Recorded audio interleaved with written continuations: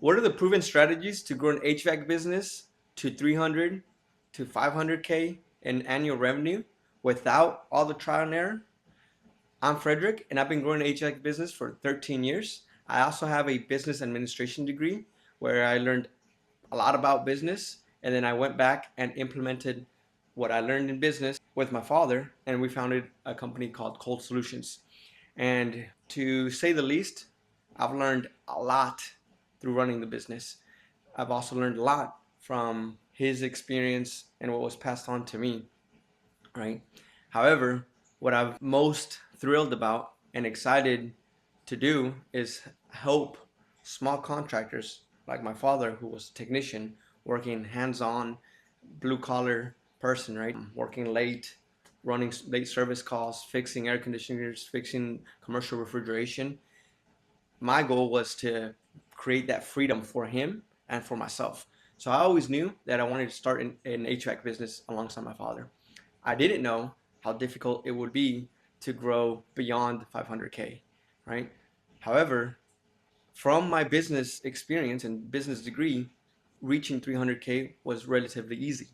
And staying between 300 to 500K was pretty our comfort zone for a couple of years.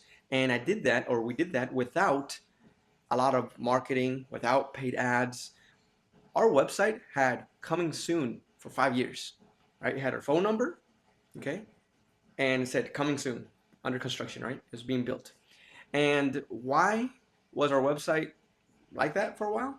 Because of word of mouth. Everything was word of mouth, and that worked for many years, right? I think until 2016, we finally finished our website. However, the reason why I obtained the website was to have it as a placeholder. ColdSolutions.com was for sale at 10K. I was like, I don't have the 10K to buy ColdSolutions.com, so we bought ColdSolutionsHVAC.com. However, through the many years of my father being in the field, it was very easy to obtain those first few customers. How we did it is we literally went out and passed out business cards to different restaurants, to different businesses. And sometimes they literally would say, well, our refrigerator, this reach-in cooler, this reach-in freezer here is not working. Do you want to fix it? And until you fix it, we pay you. We're like, well, we're here to give you a business card, but sure, let's take a look at it. In 15, 20 minutes, we knew what the problem is. We would order the part, and we came back, fixed it, charged them. That customer just became our customer for life. But why did that customer become our customer for life? Because we were very smart early on in offering maintenance, a maintenance program, especially because the commercial client, they already would require, if you want to touch any of their equipment, a lot of times you have to become their vendor, right? Fill out W-9s, and then they would ask you for a maintenance program. And a lot of times they would even give us their price and what level of maintenance they were requiring from corporate, right? So a lot of times they would give us their price and we're like, yeah, we can do it for that price. Sure, right? And so in the commercial world, it was very easy to sell maintenance because as a manager, they were required by corporate to have a maintenance program.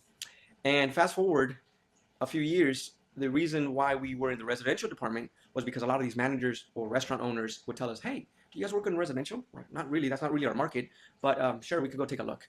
And we'd go do residential, and then they would refer us to their neighbors, to their friends, to their family, to their sisters, to their mothers, their in-laws. And so all of a sudden we had a residential department that we weren't really focused on growing. We're mainly focused on commercial because our mindset was the money is in commercial, right? That was our mindset because we were thinking like technicians. We were thinking when you start off in this industry, you start off as an apprentice, as a helper, right? And then you move on to running service calls, probably residentially, right? Or installs, per se, one of the two, or both, right? And then from residential, you move on to commercial and then industrial. So by the time you get to commercial, it might be 10 years down the road, right? And so you feel like you don't want to step back, take steps in the opposite direction by going to residential. So we wouldn't service too many residential customers. However, we had a very strong residential department because there's a lot of managers that work at all of these restaurants, right? We would service, you name any national commercial account like McDonald's, Logan's, Cheddar's, you name them, and we would service them. We'd also service a lot of moms and pops restaurants, being in small Corpus Christi, Texas, where we started the business of 300,000 people. You can't just, there's only one Logan's, there's only one Cheddar's. There were 16 McDonald's that we were servicing, but you also need all the other small restaurants. And so our biggest recommendation is grow your maintenance list when you start an HVAC business. Don't just grow a customer list. Grow your maintenance list early on. And adapting from that commercial experience that it was very easy to sell a commercial maintenance, what we learned, especially after COVID, was that in the residential department, the cash flow is a lot faster, right? You repair a system today, you get paid today. You install an AC system today, right? Let's say a $10,000 AC system, you install that today, you get paid $10,000 today, versus in the commercial world, you have to wait a little longer. So if you want to know more on what I recommend if going commercial or going residential, we've put together a community where we collaborate versus competing, and the link will be down below.